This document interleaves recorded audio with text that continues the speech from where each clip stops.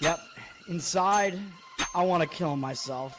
We are on an 0-7 run over the last 2 days. After tonight was just complete bullshit.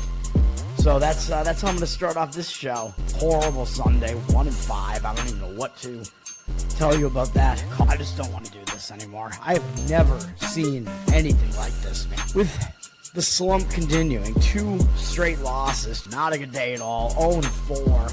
I just have not had a good season, man. What can this slump that I'm on? The slump continues. I've reached a new peak, actually. With I'm gonna burn my Bruins hat, man. I don't know what is going on with the Bruins. March 8th, is that what it is? I don't even know. It's March 9th, I think. Who even knows, man? I don't know what day it is anymore. I don't even know what day it is anymore, man. Back with you after the worst day that I could possibly have. Back with you, as I always am. Until I die, at least. 0-2 yesterday, and yesterday did not go well for me. 0-5. The worst month that I've ever had in my 18 years doing this. I don't know what to even tell you about this anymore. Broke the slump yesterday as the slump discontinues. The slump continues. Somebody fucking kill me, please. I don't even know what I should do at this point other than potentially end it all. Yes. What's up, everybody? It's Toad back with you. Better Off Dead Sunday, August 10th.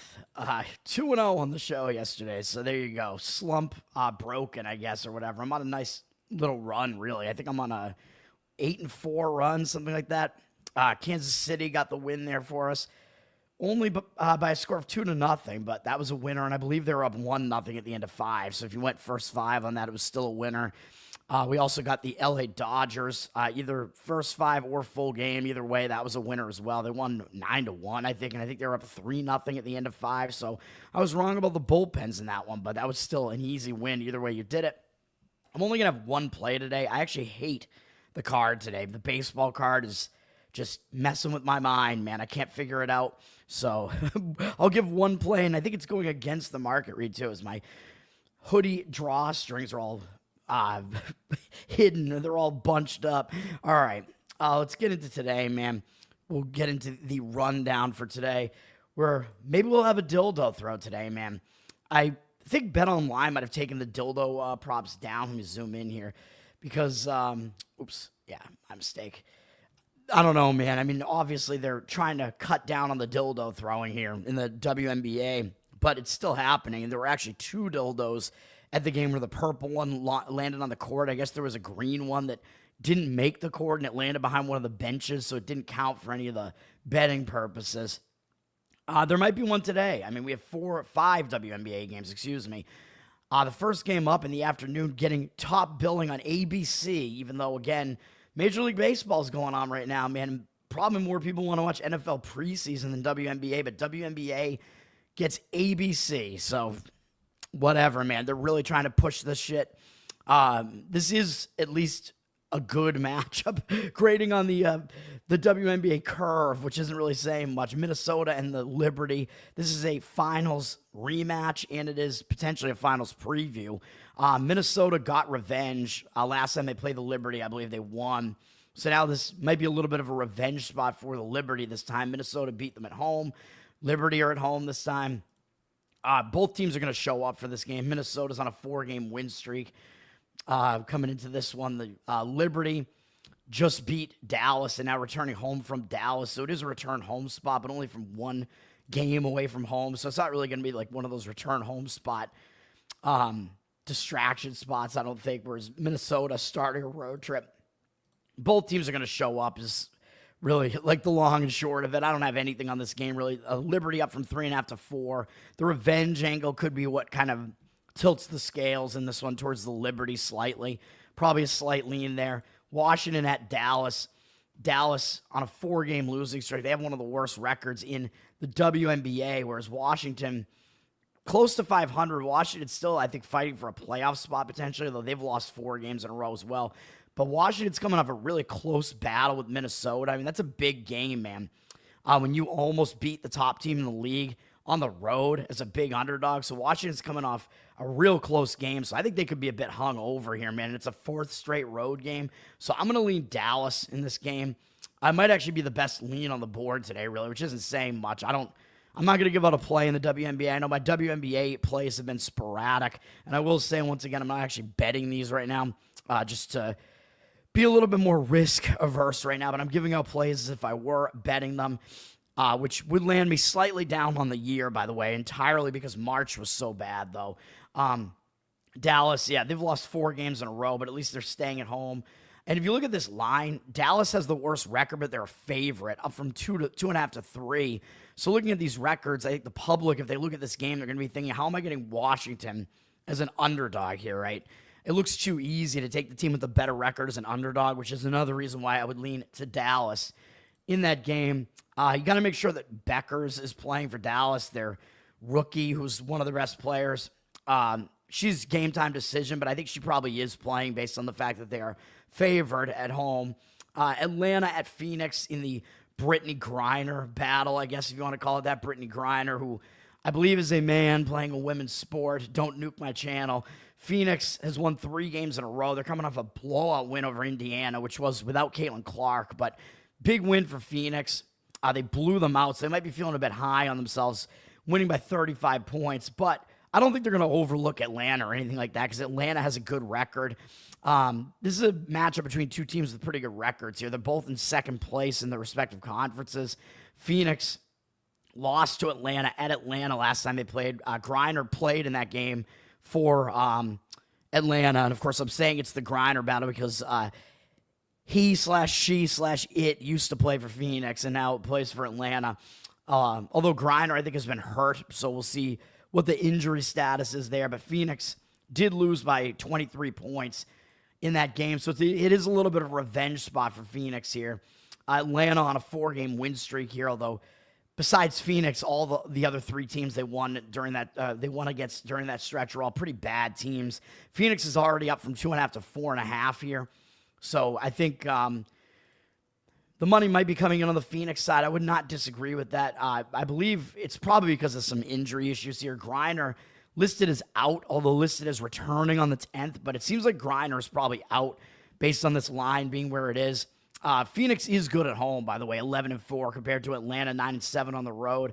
So I would slightly lean to Phoenix in that one anyway. Andrew, what's up, man? Angels beat the Tigers, yeah. Not entirely sure how that happened, although I think I liked the over in that game. But Charlie Morton, I mean, he had one of his worst starts since being converted back into a starter, if you want to call it that, way back earlier in the season when he was on Baltimore. That start that he had yesterday was one of the worst since then. Yes, Dildo is going to happen today, I think. Seattle at LA. And which game will it happen? I don't know, though, because I don't think any of these arenas have actually hosted a dildo throwing yet. Maybe Phoenix has. I don't know. So maybe it'll be that game, the Griner game. It only makes sense, right? Seattle at LA. LA is still fighting to make a playoff spot, although both of these teams are actually close record-wise. Seattle hasn't been playing well recently, so they're only slightly ahead of LA in the standings, although Seattle is the better team. LA just lost a 3-game win streak with a pretty ugly loss to Golden State. Coming back home from that, they did beat Seattle on the road the last time they played them, though, which is not that long ago. So this is a little bit of a road revenge spot for Seattle. And Seattle, the way they've been sliding here, they've lost 4 games in a row, including that game against LA, which started that 4-game slide there. They did lose to pretty decent teams otherwise, Indiana, Minnesota, and Vegas, although they lost 2 of those games at home. So they've actually lost their last 3 home games, or 4 home games, actually, which is kind of ridiculous. Or actually, 4 or 5 maybe even, whatever it is. They've lost way too many. I think it's 5, actually. They've lost so many games at home, it's ridiculous. So maybe it's better that Seattle just goes out on the road, focus on basketball, man. LA has actually not been good at home. They're 5-9 at home. Seattle 8-7 on the road. The odds makers are telling you Seattle is the significantly better team, as they're already up from 3 to 4.5 here. I would agree with Seattle in this game. It's a little bit of a road revenge spot, like I said. That is the way that I would lean in that game. I don't think there are any serious injuries that are skewing the lines there, so slight lean there as well. Maybe I should be giving out some plays in the WNBA, man. I just can't quite get there. I think if I were to rank these, I would say Dallas is probably the strongest, then Seattle, then Phoenix, then New York, and then I don't know what I would do with this Connecticut-Vegas game, man. Vegas starting to play better finally. They won 3 games in a row, 5 of their last 6. Only losing to Minnesota in that stretch, although it was a really ugly loss to Minnesota. They just beat Seattle. They're staying at home. Vegas battling for playoff positioning right now. They do still have some decent star power there in this Vegas team. They're not really as bad as their record looks. Connecticut is absolutely as bad as their record looks, if not worse. They're horrific. They've lost 3 games in a row, playing a 3rd straight road game as well. Yeah, I mean, Vegas, they're down from 13 to 11, though, and that's the issue, right? I mean, you have to lay a ton of points if you want Vegas in this game. It looks like the number is pretty big there, so I would not really want to do that. I don't know if I'd say that I would lean to Connecticut necessarily, but that's a game that I just would not touch at all. Let's go to Major League Baseball here. I will have one play in the MLB, and as you can see in the title, it's not one of the interesting games, really. It's Sunday, so we got a lot of afternoon games. These teams are going to be traveling, starting new series and whatever. Kansas City at Minnesota. Kansas City got the win for us on the show yesterday. This pitching matchup, this does not look good, man. Minnesota, Kansas City. Kansas City, I would say, still has the bullpen edge here. The slightly better bullpen. They used 4 relievers yesterday. Minnesota used 3, but Kansas City is still the team with a little bit to play for as well, which they're still, I believe, in the hunt for the playoffs, whereas Minnesota basically knows that they're out of it. So maybe a little bit of a motivational edge on KC. And one of the guys they picked up at the trade deadline is starting for them today, Ryan Berger. Good numbers on the season, 2.83 ERA, 1.11 whip, although maybe it was skewed a little bit because he was pitching in San Diego's pitcher-friendly park. San Diego got rid of him probably for a reason too, right? I mean, well, they thought they could improve their team, but San Diego's also, I mean, they're probably going to be in the playoffs at this point, it looks like. So I don't know, man. So it's not like San Diego was actually selling off at the trade deadline. Berger, 2.2 ERA on the road, though. Pretty good on the road. His one start with Kansas City was okay. At Fenway Park, he held the Red Sox to 2 runs and 5 2/3. Only 2 strikeouts and 2 walks, though. Not a good strikeout rate for him, not a good strikeout walk ratio. So I have my concerns with him, although Minnesota's never seen him before. So maybe he'll have a little bit of an edge over Minnesota's bats just because they haven't seen him before. Neither of these offenses are very good. Minnesota's is the slightly better one. Jose Urena is pitching for the Twins here. He's a guy that they just picked up. He's been on at least 3 different teams this season alone, which is not a good sign. 5.24 ERA, 1.52 whip on the season, not good. Better at home, 3.38 ERA, but it's a small sample size, and I don't think he has not even pitched at home with Minnesota yet. He was on, look at how many teams he's been on this year, man. He was on the Mets, Toronto, Dodgers, and now Minnesota. So Minnesota's his 4th team that he's been on this season. Not a good sign. He made 1 start with Minnesota, went 4 innings, gave up 2 earned runs against Cleveland, who can't really hit that well. It was an okay start. I don't expect him to go deep into this game, though. I don't really think either pitcher is going to go that deep in this game. His numbers against the Royals are actually bad. In 37 at-bats, 2 strikeouts, 4 walks, 324 average allowed, 985 OPS. Perez and Yaz each have a home run off him. Perez, I think, is setting some like catcher home run record or something like that. So I don't trust Urena at all. I probably would slightly lean to Kansas City in this game just because they have the unfamiliarity aspect of this. But the line's moving towards Minnesota. They flip from +104 to -113 here. 56% of the cash on Minnesota, 65% of tickets on Kansas City. So market read is saying Minnesota. I don't really agree with it, but I would probably prefer playing an over in this game if I was going to do anything, because I think both starting pitchers are questionable. They're probably not going to last. I know both offenses aren't good, but the bullpen situation could be a bit questionable as well.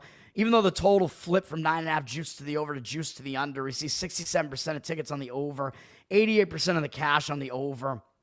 That's the way that I would lean, but it's kind of a confusing game there, so that's a stay away. Cincinnati at Pittsburgh. Pittsburgh lost yesterday, so Cincinnati was able to break, they were able to avoid the sweep at least here, although it's a 4-game series. Cincinnati had lost the first 2 games of the series. As far as the bullpens are concerned, Pittsburgh normally, I would say, has the better bullpen, but they used 4 relief pitchers yesterday. Cincinnati, I believe, only used 2. Yeah, so Cincinnati's bullpen is the more rested bullpen here. So the bullpen edge kind of gets negated as far as whether Pittsburgh would have any. Cincinnati's the team with something to play for here, as Pittsburgh is definitely done as far as postseason aspirations. Cincinnati, I think, can still make the playoffs. So it might be a little bit of a motivational edge for Cincinnati. And they have Zach Littell on the mound, who they got from Tampa Bay at the trade deadline. He's got good numbers on the season, 3.46 ERA, 1.1 whip, slightly worse on the road, but nothing significant. He's only made 1 start with Cincinnati, and it was a good one. He went 7 innings against a really hard-hitting Cubs lineup, held them to 3 hits, 1 run, 8 strikeouts, and 2 walks, even though I don't think Littell was really that much of a strikeout guy. That was a really good start for him. He usually has good command, but a lot of times he gets hit too hard, so that's kind of his issue. He gives up too many hits typically, but that's a good start. And the start before that, he held the Yankees scoreless in 5 innings, even though he walked 4 guys. That was his last start with Tampa. So he is in pretty good form right now. Only 4 Pirate hitters have seen him before, but they've actually hit him well. 16 at-bats, though, so it's a really small sample size. So I don't know how much you can really take away from this, but they do have a 375 average and 944 OPS off him. That wouldn't be enough to, say that you shouldn't play, Cincinnati in this game, though. I mean, it's such a small sample size. Mike Burrows, the young pitcher for the Pirates, will be on the hill today. 4.45 ERA, 1.29 whip, kind of mediocre numbers this year. A little bit better at home, but not very significant. He was pitching pretty well for a decent stretch there. Had 1 bad start in the month of July, and other than that, he allowed 2 or fewer earned runs going all the way back into June. Started ramping up his pitch count a little bit. Went 6 innings in 2 straight starts, but then San Francisco, facing him a second time in a row, really got to him in his last outing, which sucked for me because I gave out the under in that game. And I believe I gave out the under in Littell's game against the Cubs, too, if I'm not mistaken, in the first 5, I think. So that was a winner. This one was a loser. Burrows had a really bad start against a bad Giants lineup. Gave up 3 home runs, 6 earned runs, didn't make it 5 innings, 3 walks, 3 strikeouts. So he's maybe sliding out of form a little bit here, but Cincinnati has not faced him yet because he is a rookie, I believe. So Burrows could have a little bit of an edge in that department, just in that he's unfamiliar to Cincinnati's hitters. I don't know exactly the way that I would lean in this game, man, to be honest. I was thinking maybe a first 5 under is potentially worth a look here if you think Burrows will bounce back and have the unfamiliarity edge here. Because part of the reason why I think he did really bad in that second start against the Giants was because the Giants had just seen him. But we see 76% of tickets, 90% of the cash on the over. I might be slightly leaning first 5 under, man. I don't know if I trust the bullpens, but that might be the lean. Pittsburgh at minus 105, but the cash looks like it's on the Cincinnati side. 84% of tickets, 96% of the cash coming in at Cincinnati. If you're looking at starting pitcher form, plus the fact that Cincinnati's bullpen's more rested and Cincinnati has the motivation, I wouldn't really disagree with that with the Cincinnati side. That seems like a decent lean as well. And probably Littell, you could argue, is a little bit more trustworthy. Houston at the Yankees. This looks like a big-time starting pitching mismatch in the favor of the Yankees. Cincinnati, by the way, has the better offense over Pittsburgh, too, so that's another thing about that game. But yeah, Houston, Yankees here. 2 teams that are probably on their way to making the playoffs, although I kind of want the Yankees to not make the playoffs, and I don't think that's going to happen. I think things are going to shake out where the Yankees are going to wind up ahead. I mean, the Yankees have one of the best offenses in Major League Baseball still. Their bullpen is questionable. Houston has the better bullpen. But starting pitching, you got to give the edge to the Yankees in this one. Houston has a bullpen rest edge as well, though. So Houston does have a bullpen edge. But George Costanza, Jason Alexander pitching for the Astros here. I have to make that joke every time, man. He's pitching against the team that he used to work for, the New York Yankees. What's going on here, man? He's pitching for the Houston Astros now, man. Oh my God, what was the line? I remember when he was having all that fun, George having all that fun with the Astros management. And they were I forget, they were swearing at each other a lot. I can't remember. What was the word they used? Man, I'm a Seinfeld fan too. I don't know why it's slipping my mind. It's stroke brain here. You son of a bitch, I think is what it was, right? Yeah, you son of a bitch. So that's George Costanza pitching for the Astros here. 5.97 ERA, 1.61 whip on the season. Not good numbers. A little bit better on the road. Better being relative. 5.4 ERA. Not good. His last outing was good against Miami. He went 6 shutout innings, 6 strikeouts, 1 walk, 3 hits allowed. But generally, he has not been pitching well. He came over from the A's, and really he's only had 2 good starts, I would say, where he actually went 6 innings and had a quality start, I guess is what you would say. Out of his 4 or 5 starts that he's had with Houston so far, pitching against the Yankees in New York is not an easy task, obviously. They have 8 at-bats against him, only 4 hitters who have seen him before. They have a 250 average off him, no strikeouts, 2 walks, and a 1,150 OPS, including a Judge home run off of him. So I'm not ready to trust Alexander, man. I don't think he's very good. Max Fried pitching for the Yankees obviously is good. 2.78 ERA, 1.07 whip. Better at home as well, 2.29 ERA, although he hasn't been pitching as well over the last month plus, basically. 5.54 ERA in July, and then pitched at Texas last time, and he gave up 4 earned runs in 5 innings, 3 walks, which is not that good. He's walked 3 guys in 3 of his last 4 outings. So Fried is pitching a little bit worse, which I did say he wouldn't be able to keep up such elite numbers over the course of an entire season. So he is regressing a little bit. His numbers are decent against Houston in 71 at-bats, 11-3 strikeout walk ratio, 268 average, 621 OPS. So I do think Fried will do okay in this game, even though Houston's offense isn't too bad. Lean, I mean, the Yankees has to be the lean in this game, but you're paying up to -200 for them now for the full game at least. 76% tickets, 87% of the cash on them. Probably can't really trust their bullpen, though.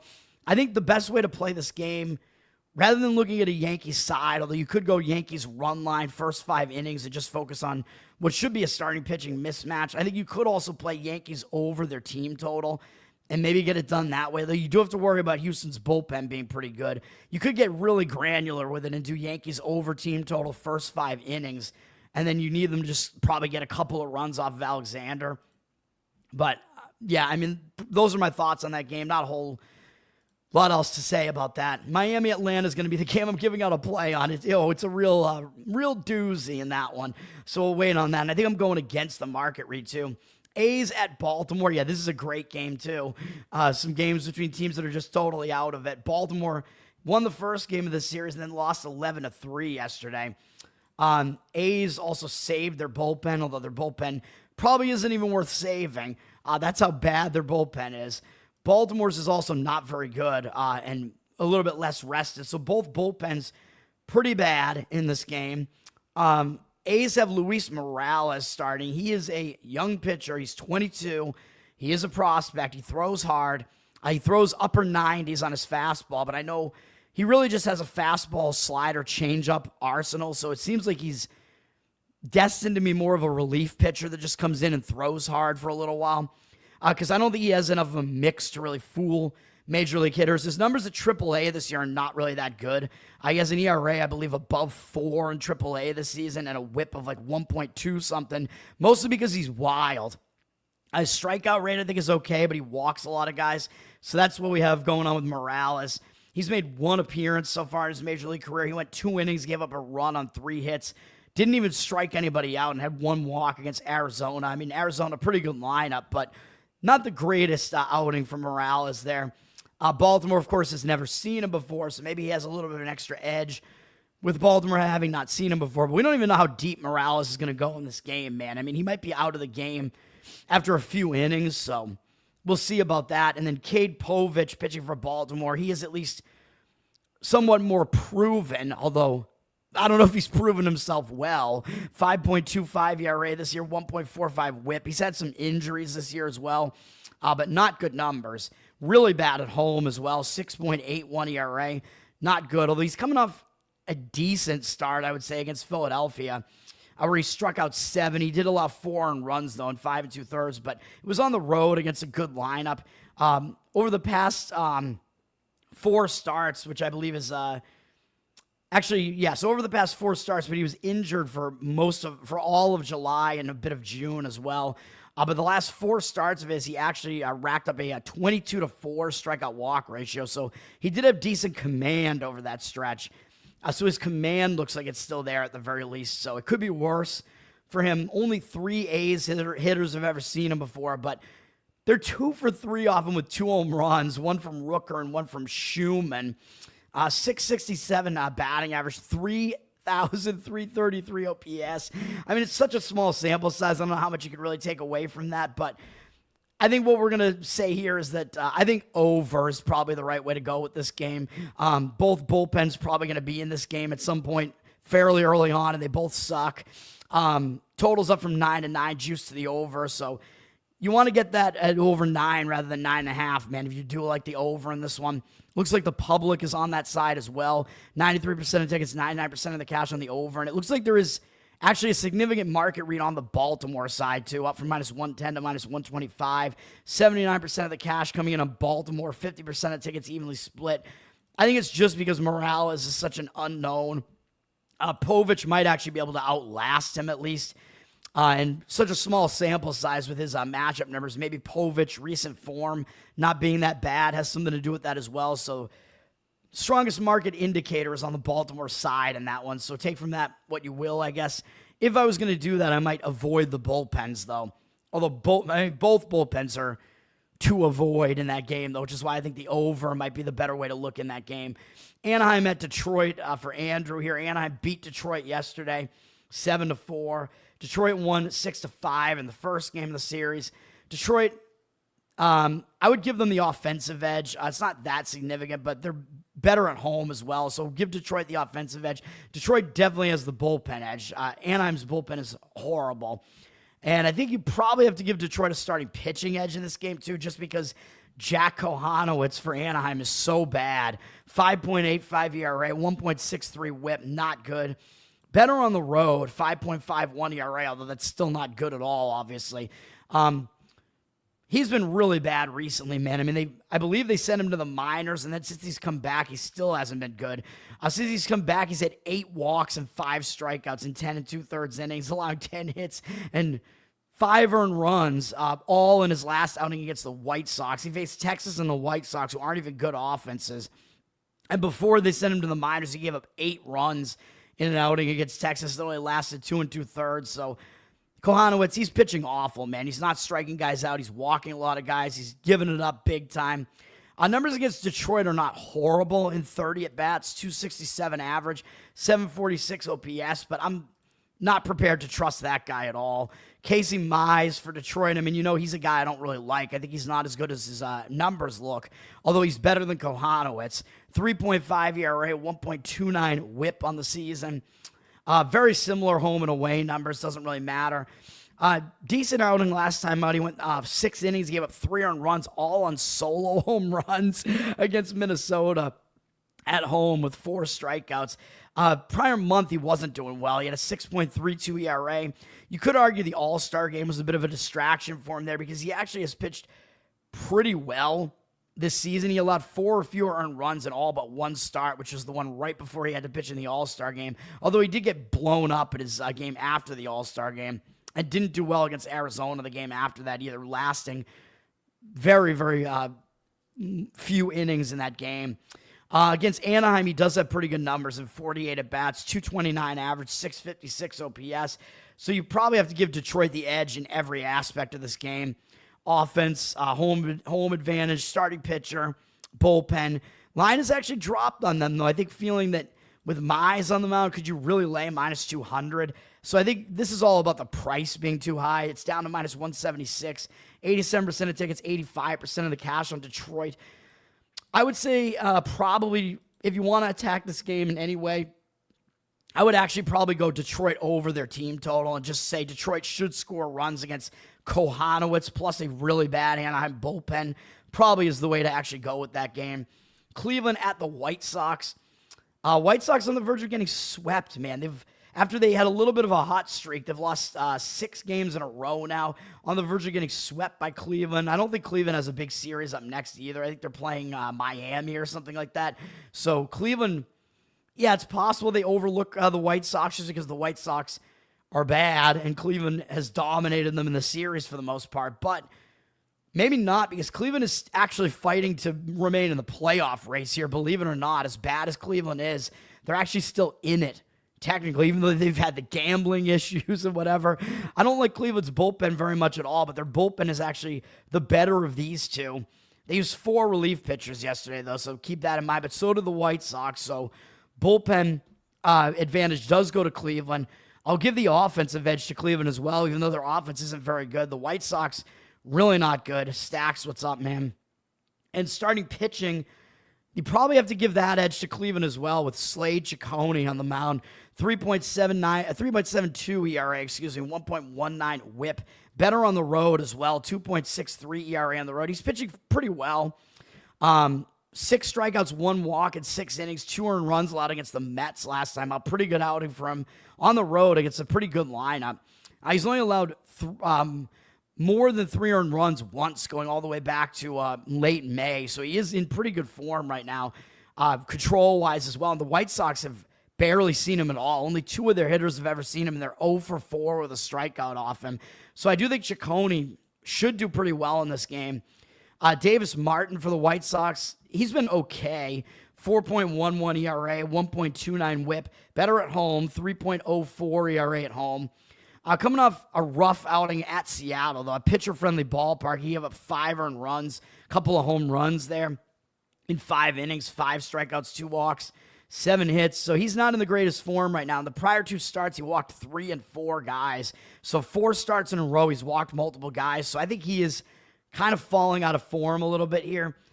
He is facing Cleveland, who isn't that great in offense, but in 21 at-bats, small sample size, he hasn't done well against them. 333 average, 893 OPS, 5 strikeouts, 3 walks. So lean in this one has to be to Cleveland. But the money is disagreeing with that and coming in against them. Again, I think some of it is due to the pricing of it, where Cleveland is a road favorite. And it's like, well, does Cleveland deserve to be a road favorite against anybody? I don't know, but I think they have the edge in this game across the board, man. So I think that I would not want to play the White Sox in this game. 86% of the tickets, only 71% of the cash on Cleveland, though, down from minus 135 to minus 123. So strong market read fading Cleveland here, though. And sometimes a strong market read will keep me off a game. So I won't give it out as a play, but my slight lean in this one would be to Cleveland, though. Total has gone up from 8.5 to 9, basically, just a slight move up pretty much. 67% of tickets, 97% of the cash on the over. I don't really think I would agree with that either. I think once it gets to the bullpens, yeah, you could see some more runs scored in this game, but Ciccone looks like he's lined up for a pretty good start here, in my opinion, so I think that could hurt if you like an over in that game. Mets at Milwaukee. This is one of the better games of the day. Milwaukee on the verge of a sweep. Milwaukee is on fire right now. They've won 8 games in a row. They have the best record in baseball. I've been saying I think they might win the World Series this year, man. I was saying that before people caught on to this, before how hot they've been recently, because you can see what's going on where they're starting pitching rotation. They have so many guys that have like come back or entered the rotation. They're looking really good right now, even with their offense dealing with a couple of injuries here. But they are on the verge of a sweep here. I don't think they're going to overlook the Mets. I mean, it is still the Mets. They're a team with a pretty good record. The Mets eliminated Milwaukee from the playoffs last year, but the Mets used all but 1 reliever yesterday. So the Mets bullpen already, I think the lesser of the 2 bullpens, not in good shape here at all. Milwaukee used a lot of relievers too, but they kept at least 2 relievers out of the game yesterday. So I think Milwaukee does have a slight bullpen edge here. Although the bullpens could get into a little bit of an issue here, man. Was that an extra innings game? It had to have been, right? No. How is that not an extra innings game? That's bizarre, man, that it wasn't an extra innings game and so many relievers were in that game. Very strange. Anyway, this game, interesting pitching matchup. Sean Manaea pitching for the Mets. 3.52 ERA, 0.96 whip. Pretty good numbers. He hasn't pitched that much this year because he was injured from the majority of the season. 2.16 ERA on the road. Pretty good, obviously. He's been good since he's come back, although his one bad start was his most recent start. After he'd allowed 1 earned run each in his first 4 starts of the season, he was ramping up his pitch count every single time.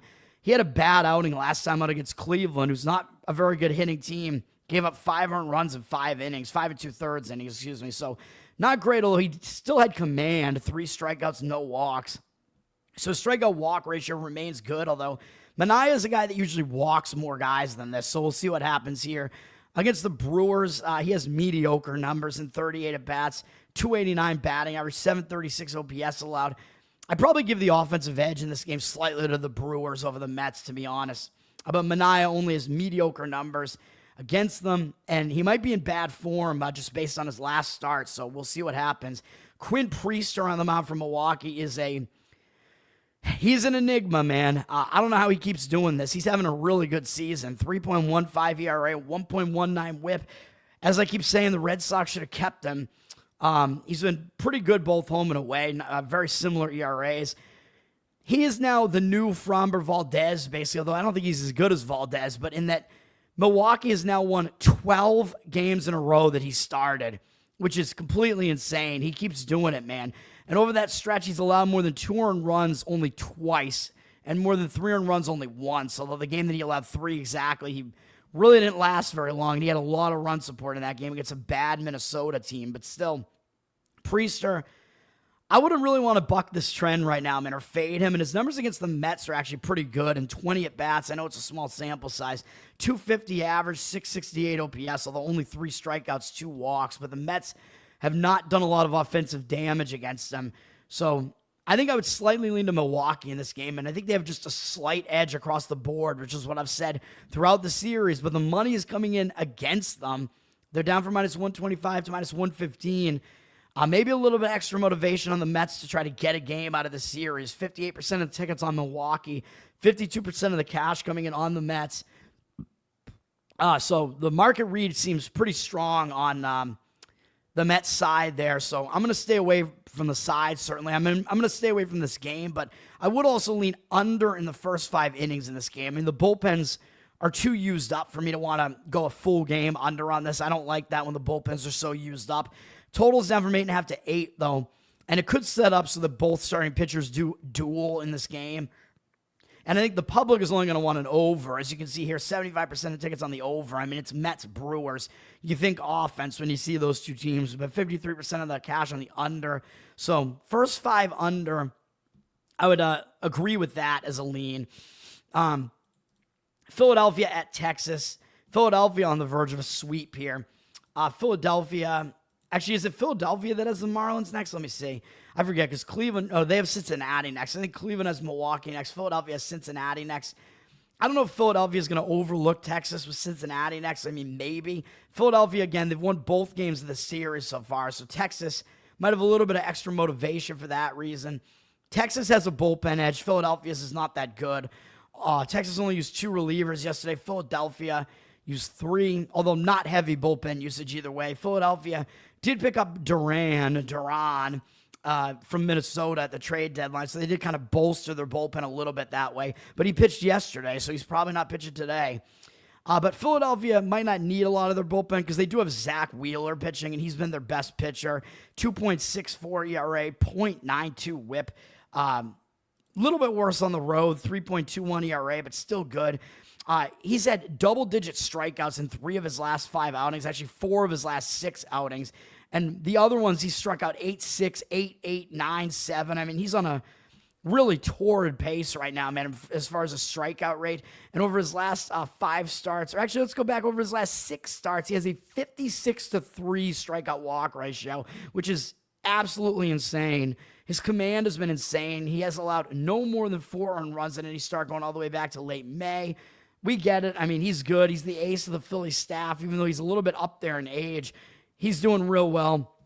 Rangers don't have a very powerful lineup. Obviously, Philadelphia has the better offense of these two teams.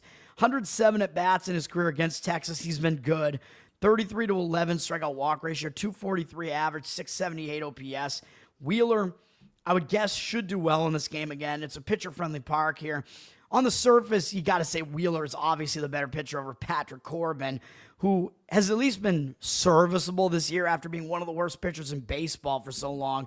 He's having a little bit of a resurgence, but I still don't trust him. 3.91 ERA, 1.31 whip is definitely a bit too high. He is better at home, though. 3.44 ERA in this pitcher-friendly park at home here. But he hasn't really been that good recently, man. 3 walks apiece in his last 2 outings each.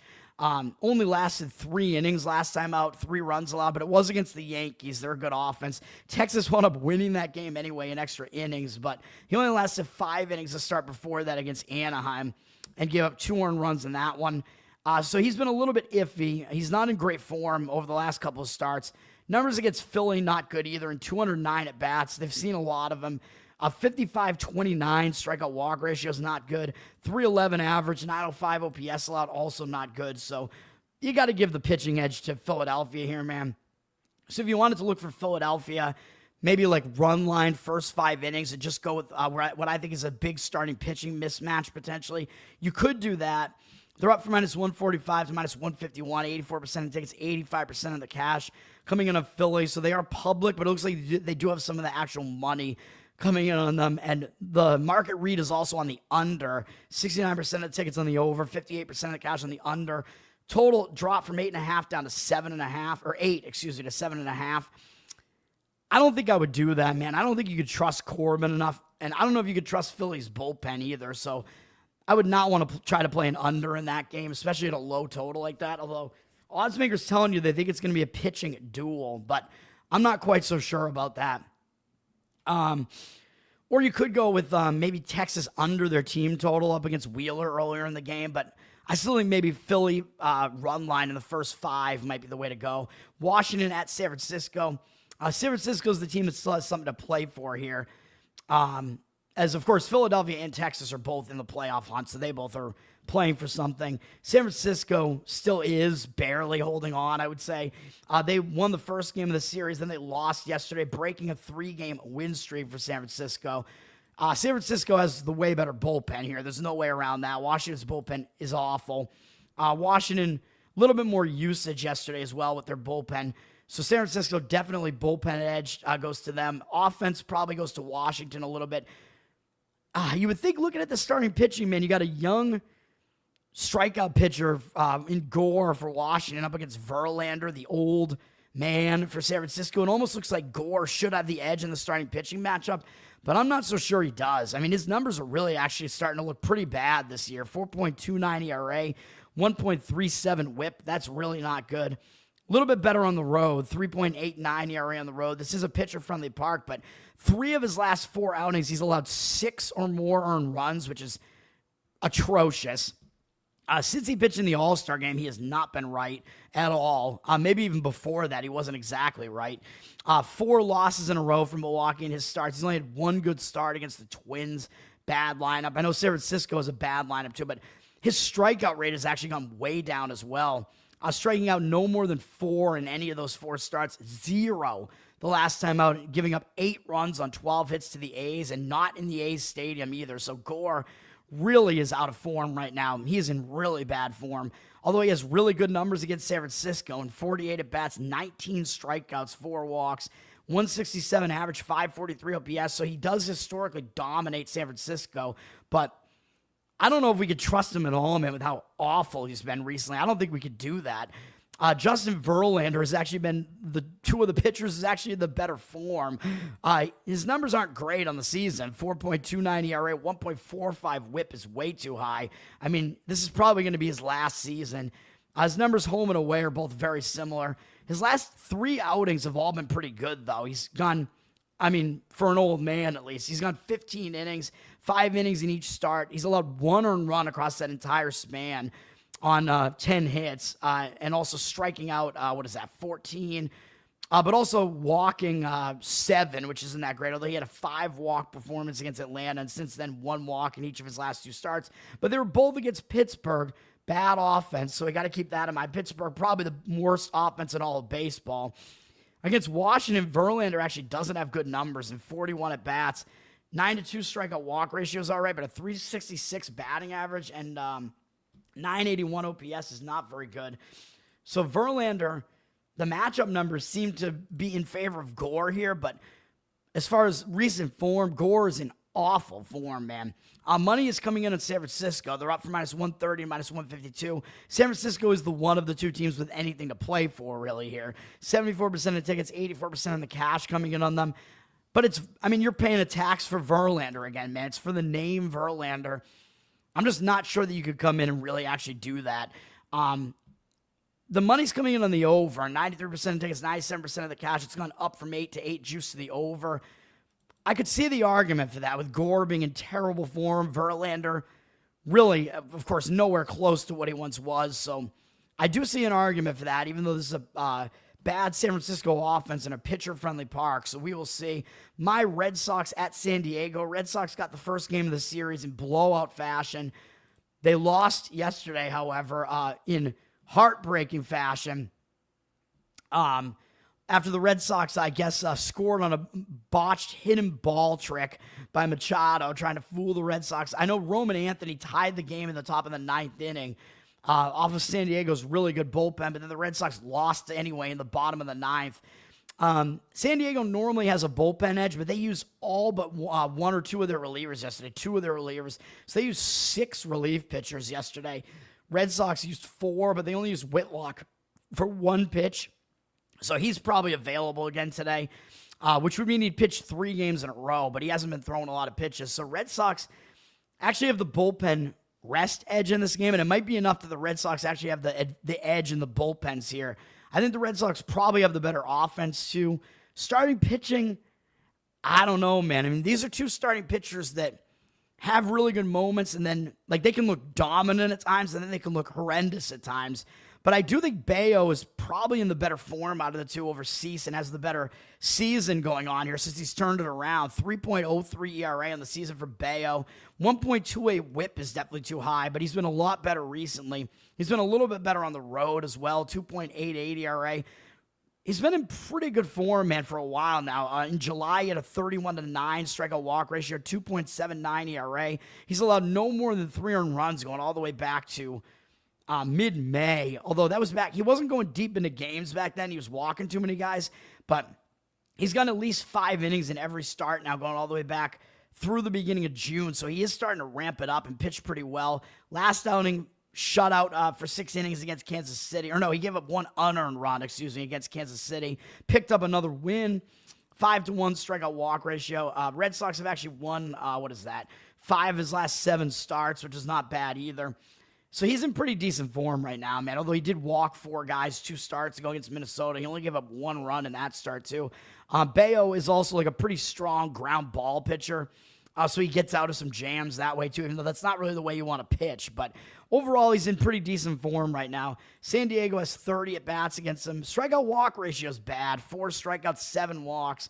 267 average, fairly low, but 772 OPS, a little bit high. Sheets does have a home run off him, but Bayo, overall, I would say not really that bad with his numbers against San Diego. Dylan Cease, pitching for San Diego, really good last year, but not that good this year. 4.6 ERA, 1.3 whip. He is definitely better at home, though. It's a pitcher-friendly park, 3.67 ERA at home, so he is definitely better here. He's coming off a good outing in this park, shutting out St. Louis for 5 innings with 9 strikeouts, 1 hit, 1 walk. One of the main issues with Cease, though, is that he throws a ton of pitches, man. He strikes out a lot of guys, but he also walks a lot of guys. The prior 4 starts that he'd walk 3 or more in 3 of the 4. He just doesn't make it that far into most of these games, man. He's usually in the game 5-6 innings, and he winds up getting close to 100 pitches in that span. So he's really inefficient with his pitches this year. Against the Red Sox, similar numbers to Bayo in a way, although the strikeout walk ratio is way better for Cease. In 34 at-bats, 10 strikeouts, 1 walk. Story does have a home run off him, 265 average allowed, 756 OPS. So both pitchers have allowed a somewhat low-ish batting average, but a bit of a higher OPS against these opposing lineups. What are we going to get in this game? I honestly have no idea, man. The money's coming in on the San Diego side, unfortunately for me as a Red Sox fan, up from -130 to -145. 63% of the cash on them, 56% of tickets on the Red Sox. Public actually coming in on the Red Sox. San Diego is better at home, so that is one thing to keep in mind. And the money looks like it is coming in on the under as well, down from 8.5 to 7.5. We got What is it? 85% of tickets on the over, 74% of the cash on the over. Expecting a pitching duel here.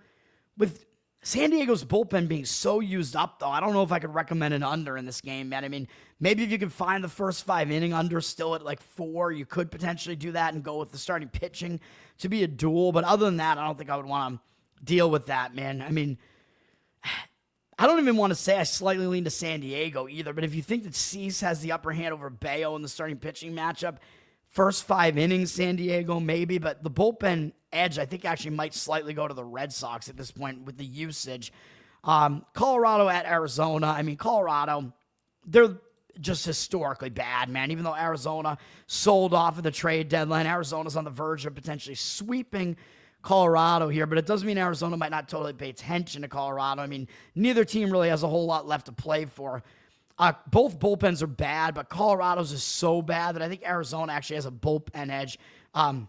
Somewhat similar usage-wise, too. So Arizona's got the bullpen edge. They got the offensive edge. Probably have the starting pitching edge, too, although, I don't know, man. It's hard to gauge. Tanner Gordon pitching for the Rockies. Basically, all of the Rockies pitchers have awful numbers. 6.59 ERA, 1.78 whip, really bad. He's actually worse away from Coors Field, 9.39 ERA, although it's in a small sample size. But this is a pretty hitter-friendly park in Arizona. He's given up 13 runs over his last 2 starts over a span of only 5 2/3 innings on 19 hits, 3 strikeouts, 2 walks. He's been horrific, man. He's been awful over that span, just horrific. Against Arizona, only 4 at-bats, although a bunch of guys have seen him 4 at-bats, but they do have 2 walks as well, no strikeouts, 500 average and 1,167 OPS, so I don't expect Gordon to do well here. Brandon Pfaadt pitching for the Diamondbacks here. Really bad numbers on the season, though. 5.02 ERA, 1.31 whip. I don't know what's going on with him, man, but he does pitch better at home for whatever reason. He pitches way better at home. 3.64 ERA. He's allowed 17 of the 20 home runs he's allowed on the road this year. I don't know what it is with him on the road, but it's been bad for him on the road. Last start wasn't great, though, at home. He held San Diego to 2 runs and got the win, but had 3 walks and 4 strikeouts in that game. It wasn't that great. So he's a little bit iffy right now, I would say. Even though he had a good strikeout walk ratio the previous 2 months, his ERA was still like sky high. So even though, he usually does pitch better at home, maybe it won't be happening here. 36 at-bats against the Rockies, 11-2 strikeout walk ratio is good, but he's allowed a 333 average and 841 OPS to this lineup, even though this lineup isn't really that good. So this game, to me, I would say probably an over. It's already gone up from 9-9, juice to the over. So again, 9 is a key number, man. You'd rather go over 9 than 9.5. So if you want to get that over, minus 120 on the over 9, I think got to get that before it goes higher because the public looks like they're on the over. 94% of the tickets, 98% of the cash coming in on the over. But that is the way that I see playing this game, man. Bad bullpens. Both starters look like they could give it up here. Arizona, way too heavy a favorite, up to minus 245, 81% of tickets, only 74% of the cash. I mean, if you are worried about the full game over with Pfaadt having good numbers at home, at the very least, you could go Arizona over their team total just for the D-backs to score a lot of runs. I think that's probably okay as far as looking at that as well. You're going to have to go over a pretty high total there probably of like, you're probably going to need them to score 6 runs at least. Tampa at Seattle. Seattle on the verge of a sweep after they had an 8-inning outburst to win game 1 after they were losing all game, and then they won yesterday as well. Seattle is on a pretty nice hot streak right now, man. Tampa might be like done for the season, man. They might be out of it now. Seattle certainly playing to make the playoffs here. Seattle used more of their relief pitchers yesterday, though, so Tampa might have a little bit of a bullpen edge here. We're talking about 2 okay bullpens. Seattle has the offensive edge here, and Seattle should have a starting pitching edge here. Adrian Hauser is pitching for Tampa Bay. Good numbers on the season for the most part. 2.54 ERA, 1.29 whip is a little bit high, though. A little bit worse on the road, though. A bit worse. 3.46 ERA on the road. He was pitching pretty well for the White Sox, and then Tampa got him. And his first start, he was really bad at Anaheim. He went 5 2/3, gave up 5 earned runs, 11 hits, 3-1 strikeout walk ratio. So Hauser, maybe he's not as good as he looked during that stretch with the White Sox, man. He did face a lot of bad offenses, a couple of good offenses in there, but He's not really in good form right now. I mean, that was a really bad outing for him last time out. He's in a more pitcher-friendly park here. His numbers against Seattle are kind of all over the place. At 56 at bats, 250 average, but 851 OPS, 6 strikeouts, 7 walks, and 3 home runs allowed. Suarez has 2 home runs against him, 6 for 19, one of the newcomers for the Mariners lineup there. So again, maybe hits plus runs plus RBIs with Suarez because he is familiar with Hauser and specifically does pretty well against him. So I'm not ready to say that Hauser is going to pitch well in this game, man. I'm not sure that he will. Brian Wu usually is a safer bet to pitch well, especially at home. For Seattle, he's pretty good. 3.02 ERA, 0.94 whip, really good. Really good at home, 2.17 ERA at home. Coming off another good outing at home, although it was the White Sox, terrible lineup, but he went 7 innings long, 1 earned run on 2 hits, 9 strikeouts, no walks. Even though he gave up some runs the previous start, it was at that horrible A's stadium. So you can give him a little bit of a pass for that. His strikeout walk ratio has still been good. I mean, he's still in pretty good form. He's still got good command. Wu, again, usually a pretty good bet to do well. Tampa hasn't seen a lot of him. They only have 7 at-bats against him. 2 strikeouts, no walks. They have no extra base hits. They do have a 429 average off him, though. 3 for 7. 857 OPS, but it's such a small sample size. And with no extra base hits and no walks, I'm not about to say that Wu has like bad numbers really against Tampa or anything like that. So I expect Wu to be the better of these 2 pitchers here, but Seattle's up from minus 165 to minus 181. 72% of tickets, only 57% of the cash. So the money looks like it's disagreeing with Seattle, at least at this price. It's a pretty heavy price to lay on Seattle. Money coming in on the under to some extent too, down from 7.5 to 7.5 juice to the under. One of these Seattle under-ish games here, but I just don't know that you could trust Hauser, man. 50% of tickets on the under, 64% of the cash coming in on the under. I mean, I don't know how I would want to attack this game, man. I mean, I could see an argument for maybe going Seattle over their team total, but then they do have to do it against Tampa's bullpen, which isn't that bad either. Yeah, I don't know, man. Or you could go with Seattle, maybe first 5 innings, Seattle run line. Just to attack the starting pitching matchup specifically. I don't know. That's a little bit of a tough one to gauge there, man. And then Toronto at the Dodgers. I gave out the Dodgers first 5 innings yesterday with a run line. They had it done. They were up 3-0. I think Ohtani hit a home run to make it 3-0 in the bottom of the 5th. It was already 2-0 at that point. I wound up 9-1. So the Dodgers are on the verge of a sweep of Toronto here. Toronto, I had said I don't think Toronto's going to wind up in first place in the AL East, man. I still think it's going to be the Yankees, unfortunately. Dodgers do have their cross-city rival up next in Anaheim, although Anaheim's not a very good team, so I don't know if the Dodgers are going to overlook this series against Toronto here. Dodgers, again, they might overlook them a little bit because they've pretty much dominated the series. The Dodgers are the better team, but Toronto does have the better bullpen at least, although they used 4 relief pitchers yesterday. Dodgers used 3. I'll still give the bullpen edge to Toronto slightly, even though Toronto's bullpen didn't really get it done yesterday. Game got a bit out of hand. Dodgers have the better offense, especially at home, although Toronto's isn't that bad. Toronto coming off that offensive explosion against Colorado, though, you kind of had to expect Toronto would regress a little bit. They're still not quite as good as their record looks. Eric Lauer is pitching for the Blue Jays, though, and he's having a really good season. 2.59 ERA, 0.98 whip.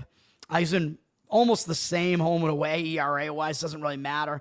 Over the last month plus the start this month, he has a 34-4 strikeout walk ratio. Hasn't allowed more than 2 earned runs in any of those outings. He's been quite effective, man. He's been good. So I'm not ready to fade Lauer, really. His numbers against the Dodgers are okay. In 73 at-bats, 247 average is really low, but they've gotten walks and hit for some power against him. 15-10 strikeout walk ratio, 5 home runs. So despite the 247 average, allowed a little bit of a high 803 OPS. But Lauer, he's in good form, man. He's pitching better this year than he pretty much ever has. So I think he might do okay in this game. He's up against Tyler Glasnow, though, who is one of the best pitchers the Dodgers have when he has his stuff. Good numbers this season in a season that's been mired by injury, though. 3.06 ERA, 1.09 whip. Really good at home. 1.97 ERA at home. Last outing was at home, and he dominated St. Louis. 7 innings, 1 earned run allowed, 7 strikeouts, 2 walks. Glasnow, really good in that start. Wasn't good in the start before that, but it was at Great America Ballpark, and if you throw that start out, Since the beginning of July, he has made 5 starts, allowed 1 or fewer earned run in every start besides that one at Great American. And he's walked 1 or 2 in 3 of the last 4 outings, excluding that one against Great American as well. So that's pretty good, and his numbers are pretty dominant against the Blue Jays. In 52 at-bats, 173 average, allowed 572 OPS, 17-8 strikeout walk ratio. Vlad Guerrero does have a home run off him and 4 of those walks. So really, Guerrero's really the only hitter the Blue Jays have that really has done damage against him. So Glasnow should be able to get through that Blue Jays lineup, I would imagine. So I'm going to lean slightly to the Dodgers in the first 5 innings again. I don't like the bullpen scenario, though, and the money looks like it's coming in on the Toronto side. Even though you'd think that with a price like this, the public they've kind of been leaning towards Toronto, man. The public, just because it looks like a high price between 2 teams with good records, but maybe with Glasnow on the mound, the public's kind of sold on the Dodgers again after they've won the last couple of games. In kind of dominant fashion, too. 53% of tickets on the Dodgers, though 57% of the cash coming in on Toronto. Line down from -180 to -175. I mean, I could see an argument for the run line first 5 for the Dodgers. I think the better way to go is actually maybe under in the first 5 innings, even though the money's coming in on the over. 67% of tickets, 74% of the cash on the over. But both pitchers are in good form right now, man. So I don't know if you want to fade either one of them, really. So I think first 5 inning under might actually be able to get there in that one with that starting pitching matchup. And then we have potentially another good starting pitching matchup in the ESPN Sunday night game, which is Cubs at St. Louis. Although I don't know how much we trust St. Louis at this point, because I think they're pretty much out of it. I mean, they're at 500. But they have a chance to spoil the Cubs, man. I mean, the Cubs, they're in second place in the division right now because they're dealing with Milwaukee in this division. Cubs probably will make the playoffs, but it's probably going to be a wild card for the Cubs the way it's looking right now. St. Louis looks like they might be without Brendan Donovan, is that his name? Their infielder there or whatever. So he has groin tightness. He's toit, man. I don't know what he's been doing with his groin, man. Maybe he should just jerk off, man, loosen it up a little bit. But I don't know if he's going to be playing in this game. I don't know that it really matters that much as far as the handicap. St. Louis won the first game of the series 5-0, but then lost 9-1 yesterday. I did tell you I leaned to the Cubs yesterday on the show.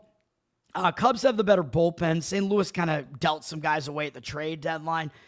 Although, again, St. Louis, Sunday night game hosting the Cubs, that's probably one game where even though St. Louis is out of it this year, it's probably one game where St. Louis will want to show up at the very least. Cubs have the better bullpen, though, and the better offense, and the less used bullpen as well. So the Cubs do have a lot of edges in this game, and I think they probably have the starting pitching edge, too, with Shota Imanaga pitching, 3.12 ERA, 1 whip. Better on the road, too, 2.96 ERA on the road. Last start was good against Cincinnati, 6 1/3, 1 earned run, 7 strikeouts, no walks. He's walked 1 or fewer in every start going all the way back into April. So I think he was injured for a bit, but he does not walk, guys, man. Over his last, through the beginning of July, he has a 33-2 strikeout walk ratio. He's allowed more than 3 earned runs in only 1 start, which was an inexplicably bad start against the White Sox. I don't know what that was. Other than that, he's been really, really good, though, as of late and for most of the season. Against the Cardinals, he pretty much dominates them in 50 at-bats. They only have 8 hits. Wynn does hit him well, 4 for 9 with a home run, but other than that, none of these other hitters do anything against him. 15-1 strikeout walk ratio, 160 average. Donovan is listed here, but he's 0 for 8 with 4 strikeouts. So I don't even know if it's a plus if he is in the lineup for St. Louis. It might not even be good for them. Imanaga, 160 average allowed against them at 436 OPS. So he does dominate them. He's going up against Sonny Gray, who is still the best starter the Cardinals have, although his ERA has gotten a bit high, 4.21. 1.17 whip is good. He is still a pretty good pitcher. He's good at home, 3.52 ERA at home. A good outing last time out on the road against the Dodgers. He actually hit them for 7 innings. It was a solo home run, 1 earned run allowed, 8-1 strikeout walk ratio. So he pitched really well against a really good Dodger lineup. In pretty decent form over the last few starts. over the last 2 starts, I should say, where he went 5 innings long, 3 runs against Miami. So he came back into form. The prior couple of starts, he got bombed. He gave up 6 and 8 earned runs, but he still didn't walk anybody in those starts. So he was giving up runs on a bunch of hard hits. He was like basically just leaving it over the plate, I guess, because he was not walking like anybody, but he was getting hit hard. His numbers against the Cubs are not good, though. In 101 at-bats, 27-11 strikeout walk ratio is mediocre, but 297 batting average, 891 OPS, not that good. The Cubs do some damage off him. Justin Turner, 7 for 13 with a couple of bombs. Happ is 7 for 19 with a bomb. Tucker, 3 for 8. So some of these guys do hit him pretty well. Swanson, 5 for 14.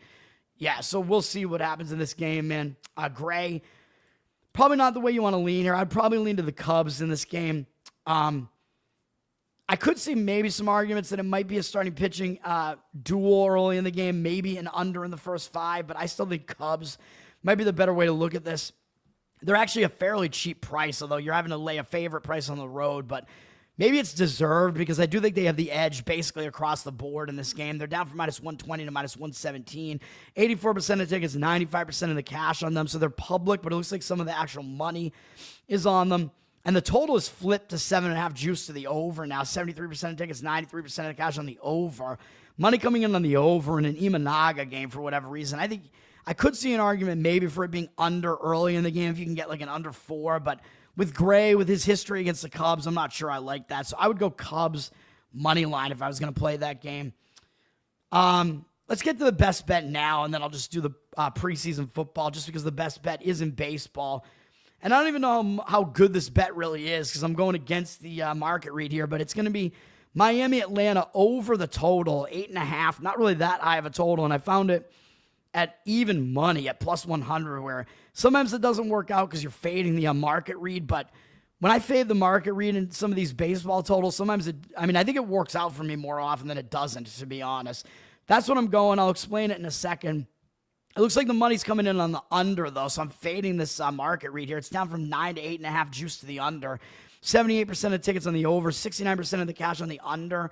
I know both offenses are a little bit questionable here, but they're both kind of middle of the pack as far as OPS is concerned. I know Acuna is out for Atlanta, but still, the reasoning for this, these teams played a doubleheader yesterday, okay? So I know I told you I liked the over in the late game yesterday, and that worked out. That was a big-time over, 14 runs scored in that game. So these offenses can score, at least I think when the bullpens are shaky, and I think that might be the case here, man. That was part of my reasoning. It was bad starting pitching, plus the bullpens being used up in last night's game. That one was an easy over. I think this one's going over as well, man. Atlanta, they literally used every single one of their relief pitchers yesterday across those 2 games. So even though they actually didn't use any the day prior to that, but every one of their relief pitchers got used yesterday. So it's not a great bullpen situation. They're going to have to use relievers for a second straight day. There's going to be no question about that. Miami did have 3 relievers that are active right now because I think Bender is whatever PAT is. I don't know. What is that paternity? Bender was definitely doing some bending, man. So I guess he's on paternity leave. So they've called somebody else up, I guess, from Miami. But they still have a pretty used up bullpen, I would say, after yesterday, using 4 relief pitchers. So even though, I would say Miami has the, as far as the side, Miami probably does have the bullpen edge here. But still, I don't like either bullpen, and I don't like either starter. Cal Quantrill from Miami, 5.21 ERA, 1.37 whip, not good. He's been pretty much similar home and away. It doesn't really matter. He was on a stretch where he was pitching pretty decently for 3 straight games, including a start against Milwaukee, which was pretty good. But last time out, really, really did poorly against Houston. 9 hits allowed, 7 earned runs, and 4 1/3. 3 walks, 2 strikeouts. I would say Quantrill not in good form right now, man. He's not a very good pitcher, and the Braves hit him well, even without Acuna being there. 56 at-bats, 12-6 strikeout walk ratio is not that great. 357 batting average allowed, 1,062 OPS. Profar, who had a really crazy catch, I believe, early in the game yesterday, robbing somebody of a home run. 5 for 14 with 2 home runs and 3 walks, so he does a lot of damage. If you want some player props there against Quantrill, Quantrill really does not have good numbers against Atlanta.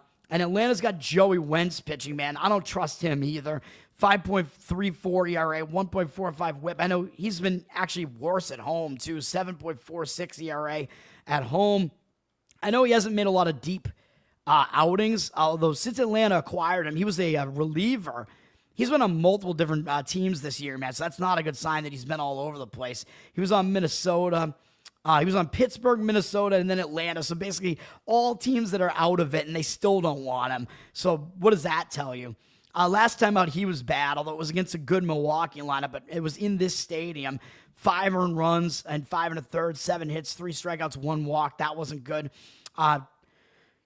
Prior to his previous start, which was his one really good start against Kansas City, he didn't even make it 5 innings in any of his other 3 appearances with Atlanta.